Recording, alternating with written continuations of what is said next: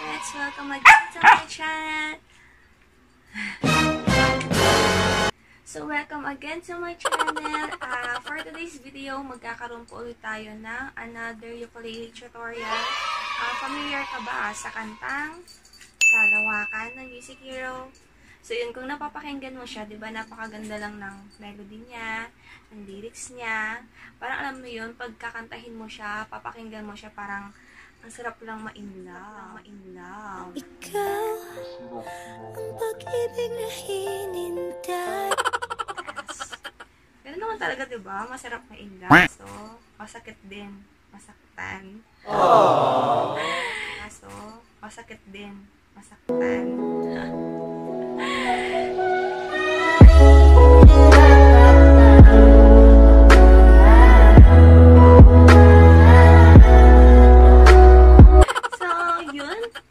Bago ka pa lang dito sa channel ko, huwag mo nang kalimutan mag-subscribe at mag-like at i-press mo na rin yung notification bell dyan sa baba para maging updated ka sa ng videos na ipopost ko.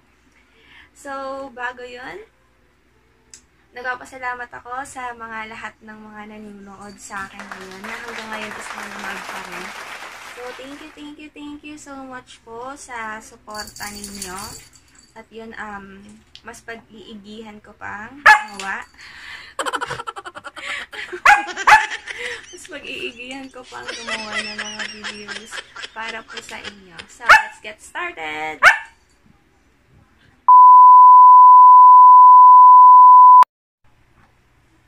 So, first, dapat ang inyong ukulele instrument, nasa standard tuning siya.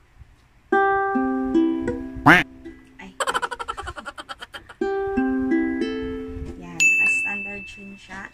So, marami naman tayong mga tuning app dyan na pwede nyo i-download. Meron din naman mga ganito, kagaya neto. Free lang siya ng ukulele ko. Digital tuner naman neto. So, sa kantang to, magkakaroon lang naman tayo ng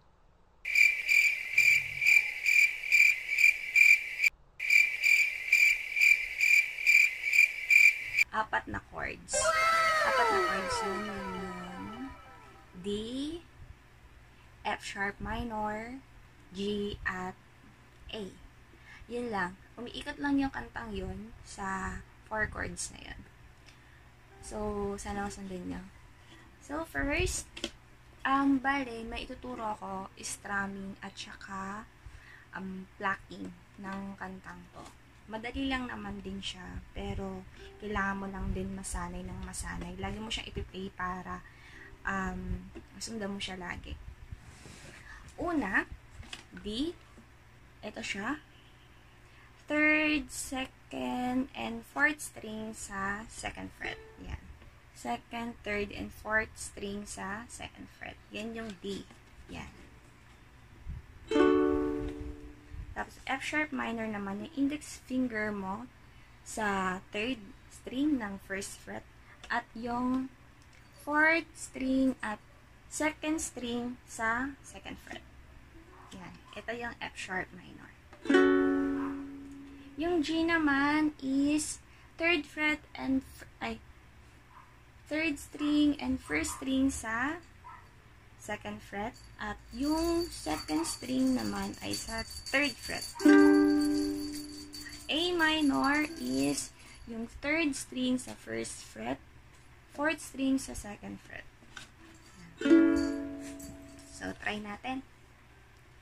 Okay, sarap sa ilalim ng kalawakan kapag kapiling kang tumitig sa kawalan. Yan lang siya. So, sa plucking naman natin, yun pa rin, di pa rin. Pero, ang ipa-pluck natin na string dito ay yung third, yung fourth, third, and second. Yan. Ito. Yan. So, D siya, diba? Ulitin mo. Yan, isa pa.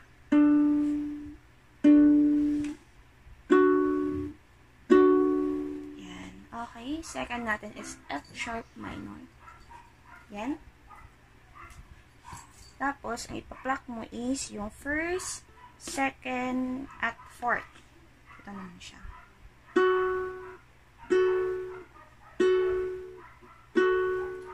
Yan. So, next natin is yung G. G, ang ipa-pluck naman natin is yung first, second, and third.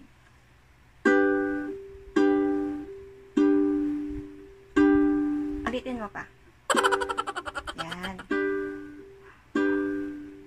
So, last, but not the least, okay, A chord. So, ipa-pluck natin, kung ano yung play natin sa F sharp minor, yun din ipa-pluck natin dito sa A. So, ipa-pluck natin is yung first string, second string, at fourth string.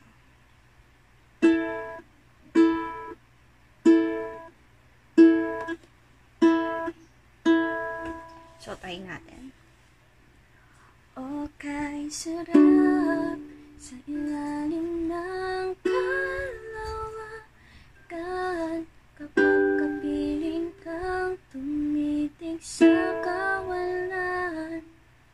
Ulitin mo lang siya ng 2 times, yung chord na yan. Parehas lang din sa strumming. Okay? So, let's start na sa ating first verse. So, sa ating first verse, magkakaroon na tayo dito ng strumming pattern. Ang strumming pattern natin ay down, up, up, down, up, up, down, up, up, down. So, yun. Down, up, up, down, up, up, down, up, up, down. So, yun magiging strumming pattern natin sa strumming, okay? So, iba rin yung sa plucking natin. Iba rin yan. Pero, syempre, mas madali sa strumming, di ba? So, yun.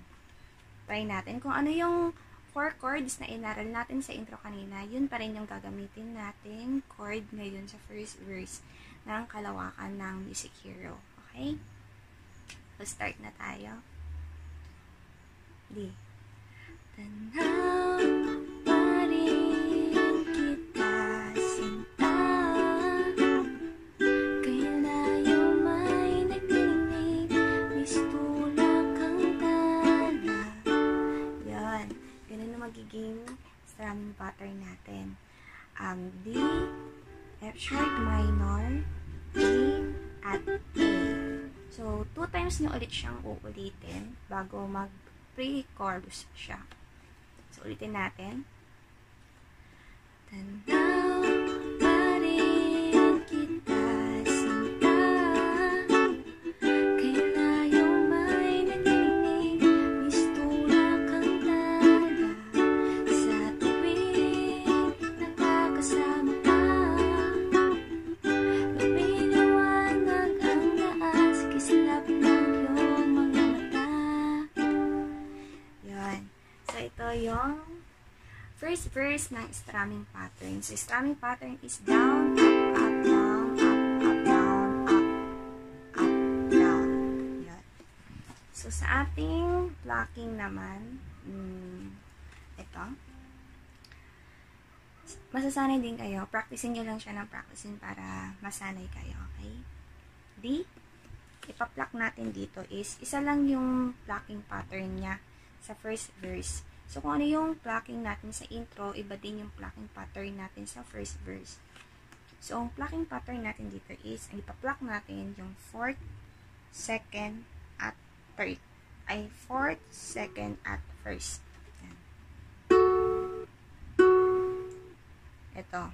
Yan. Tapos, 3, 1. 1st, 2nd, 4th. 1st, 2nd, 4th, pluck. Next is 3, 1. Pluck, 3, 1. Pluck, 3, 1. Next, F sharp. Pluck ng 1st, 2nd, at 4th string. 3, 1. Pluck, 3, 1. Next is G. Sa G naman, ang ipa-pluck nyo is yung 3rd, 2nd, at 1st. Tapos, 3, 1 ulit. Sa G lang siya nagkaiba. 3, 1. Next, A. Kung ano yung ginawa natin sa D, yun din yung gagawin natin. Sa G lang talaga siya nagkaiba. So, first, second, at fourth. 3, 1, 3, 1. Yan. Ulitin natin. Ang magiging chord progression niya ay ganito. Tanaw pa rin kita sinta, kailayo may nagniningning, pistula kang tanda, sa tuwing nakakasama ka, piniwanag ang daan sa kislap ng iyong mga mata. So, yun na. Sa pre-chorus na tayo. So, nasundan nyo ba? Sana nasundan nyo siya. Ang next natin ay yung pre-chorus. Ang pre-chorus naman, ang magiging chord na natin dito is G, A, F sharp minor, G, A. Ulit. G, A, F sharp minor, G, A. So, sa strumming pattern, ito.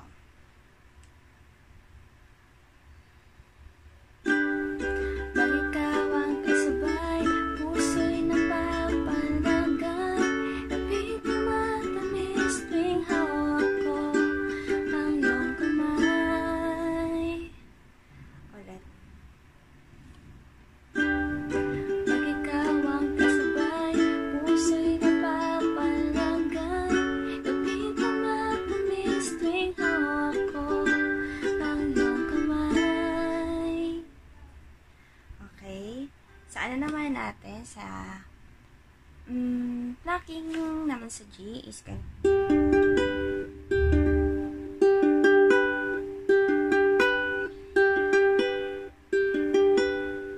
Tapos 2, 3, 1. 2, 3, 1. 2, 3, 1. Diba? Pa-pluck natin lahat. 2, 3, 1. 2, 3, 1.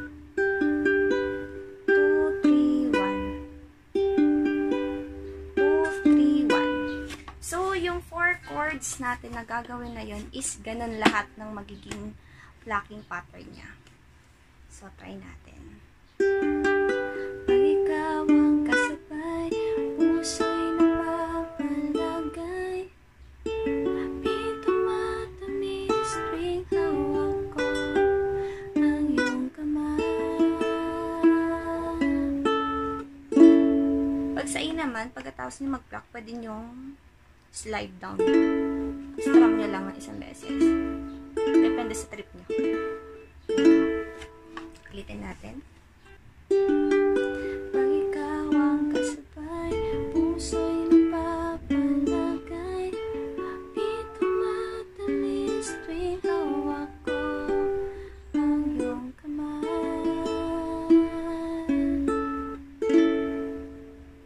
Yan. So, ang ating chorus naman ay sa strumming pattern ay ganito. D, F sharp minor, G, at A. So, yun. Ganun pa rin ang strumming pattern natin. D, F sharp minor, G, at A. So, magiging ganito siya. Oh, kay sarap sa ilalim ng kalawakan, pagkapiling kang tumitig sa kawalan, saksi ang buwan at bituin sa pagmamahal ng ating dalawa.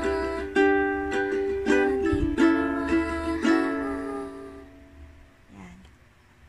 So, sa ating plucking naman, G.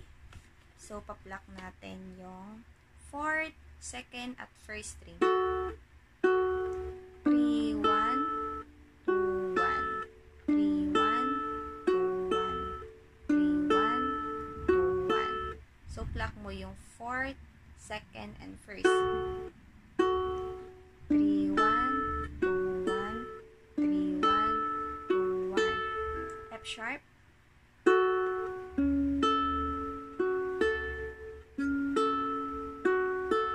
yan, D, ay G,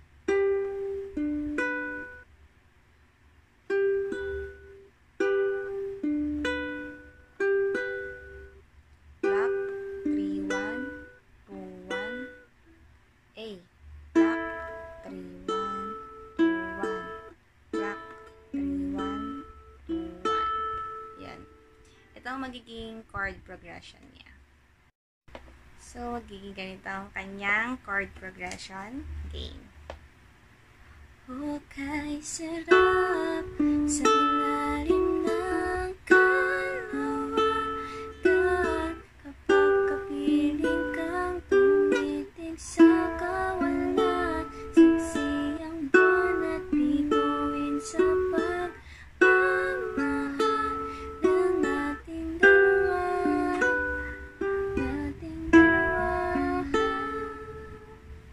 So, ganyan lang siya. Black, 3-1, 2-1. F sharp, black, 3-1, 2-1. G, black, black, 3-1, 2-1. A, 3-1, 2-1. So, magiging ganun lang yung tutorial natin. Bali, yung second verse naman is kaparehas lang ng ating first verse. So, uulitin mo lang siya. Then, chorus ulit. Ulitin mo na naman yung chorus kung anong ginawa natin sa first verse, yun ang gagawin mo sa second verse. Then, chorus. Yun, paulit-ulit lang. I-practice mo kung anong type mong gawin. Kung strumming ba or plucking pattern. Yun. Basta practice mo lang siya ng practice para, ayun, ma-perfect mo siya. Though, mahirap siyang isabay sa kanta, pero, alam mo yun, kaya mo yan. Kaya mo yan, basta, alam mo yun, gusto mo yung ginagawa mo. Matututunan mo siya. So, wala yan. Kahit naman ako, alam mo yun, nakailang practice na rin ako neto. Masakit na nga siya sa daliri. Pero, dahil gusto mo yung ginagawa mo, so, okay lang. Nagpa-progress naman yan. Una, mahihirapan ka hanggang sa maging okay na. Bali, master mo na siya. Ganyan. So, yun. Dahil pare-parehas lang naman tayong beginner. So, yan. Shinare ko lang din kung ano yung mga napanood ko sa YouTube at kung ano yung mga naaral ko sa Google. So, yung sa plucking pattern, nakita ko lang din ito sa YouTube lang din. Bali, lalagay ko na lang yung link dyan. Yung original na gumawa nitong plucking pattern na to. So, credit sa kanya. Doon, natuto din ako ng dahil sa kanya. So, yan. Sana magustuhan nyo yung tutorial natin ngayon. At sana kung may request man kayo. At wait lang. Yung mga nag-request pala sa akin ng mga song, cover, tsaka tutorial. Try ko lahat silang aralin. At post ko na lang din dito. Lalo sa cover. Minsan kasi may copyright. So, hindi ko siya ma-post dito. Bali, dun ko na lang siya pinupost sa page ko, sa FB page ko. So, dun na lang kayo magtingin kung paano yung pag-cover ko sa kanya. So, thank you for watching mga kapipets. So, kung nagustuhan mo tong video na to, like mo na siya, mag-subscribe ka na din, at press mo na ang notification bell dyan para every time na magpo-post ako ng kung ano-anong videos dito, tutorial man, prank, or kahit anong na dito sa channel ko, ma-notify ka. Yan. Para at least, diba, updated ka. Yan. Thank you rin sa lahat ng mga sumusuporta sa ginagawa ko. Natutuwa lang din ako sa paggawa ko ng mga ganito. Hindi naman siya time consuming, pero kasi kung gusto mo yung ginagawa mo, yun, okay lang din naman. Tsaka na-appreciate ng mga nanonood sa'yo. So, thank you. We'll see you next time. Bye-bye!